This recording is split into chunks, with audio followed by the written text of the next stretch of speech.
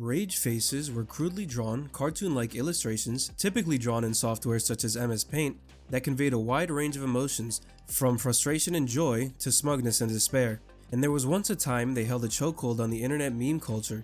If you spent any time online in the late 2000s or early 2010s, you've undoubtedly encountered these now iconic expressions such as the rage guy, the me gusta guy, the forever alone guy, the classic troll face, and many, many more.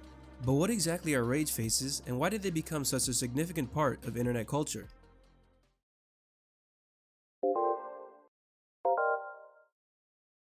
The first ever appearance of a rage face was in a comic posted by a user of the internet's favorite epicenter of online degeneracy, 4chan, in August of 2008.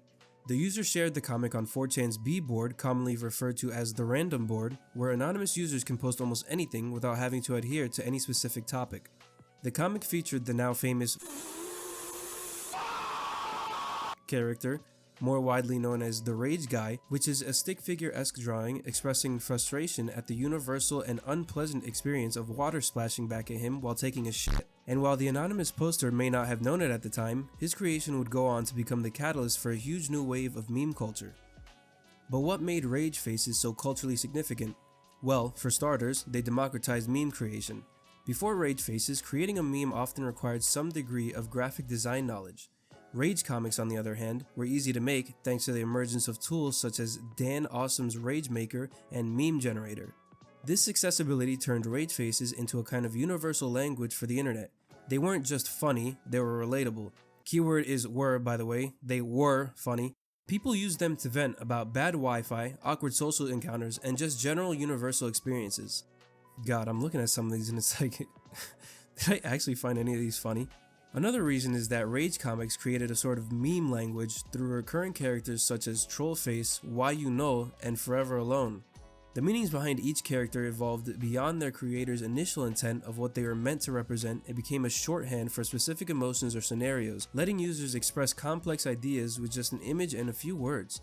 For instance, the Trollface was originally made to mock internet trolls, but was instead widely used by trolls. Or the me gusta face, which was meant to convey a peculiar sense of pleasure within sexually deviant context, but then broaden into a feeling of finding pleasure in things that are not meant to be pleasant. The me gusta face is a representation of some sort of sick, twisted perversion that the sicko is deriving pleasure from. That is the official version of what I think that face represents.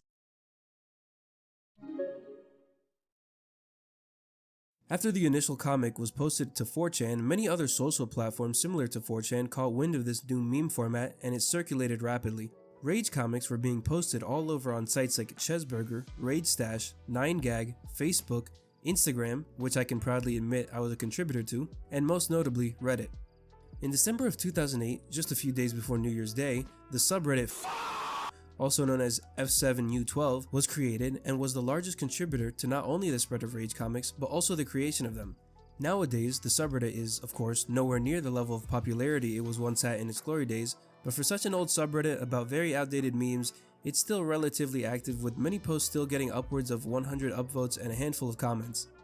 At their peak, rage faces were everywhere, plastered across Facebook feeds, embedded in YouTube animations, and printed on shirts. One such popular example is a video titled Rage Comics in Real Life by the YouTuber Pistol Shrimps, uploaded back in late February of 2012, which garnered over 1.6 million views after just 3 days of being uploaded.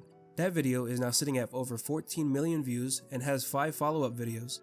In fact, rage faces were so popular that there was even a legal dispute with the creator of the Trollface, Carlo Ramirez, and an indie game studio Ninja Pig Studios. After he drew the Trollface in MS Paint, it became an enduring internet meme, earning Ramirez significant recognition and over $100,000 in licensing and settlements since copyrighting it in 2010. While the meme brought fame and financial gain, Ramirez has also faced copyright disputes, including shutting down the game of Meme Run for unauthorized use of the Trollface. There was a time when he was pulling in 10 to 15 grand every few months off of the Trollface alone, another testament to just how big the rage faces were.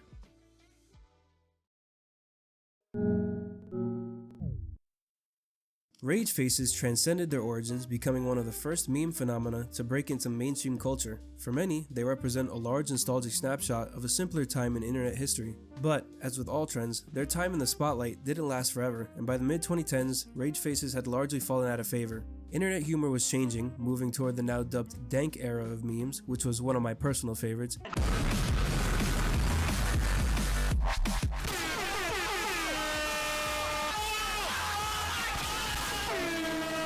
The rigid template-based format of rage faces felt outdated compared to the flexibility of newer formats like reaction images and GIFs. Oversaturation also played a role. By the time brands started using rage faces in marketing campaigns, many online communities had already moved on. In short, like all old memes and internet trends, they just kinda died out. So, what's the current state of rage faces? Well, for the most part, they're a relic of the past, remembered fondly but rarely used in modern meme culture. Occasionally, you'll see a throwback to them, usually in a nostalgic context, but their days of internet dominance are long gone. Nowadays, we have a different set of meme faces to depict different expressions of emotions in the form of Wojaks.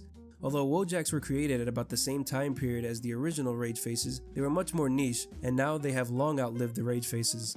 Wojaks are still very widely used all across the internet in the same places as the rage faces were, and have only gotten more popular in recent years. Rage faces may have fallen out of favor, but their impact on meme culture is undeniable. They were a bridge between the early days of internet humor and the ever-evolving meme landscape we see today.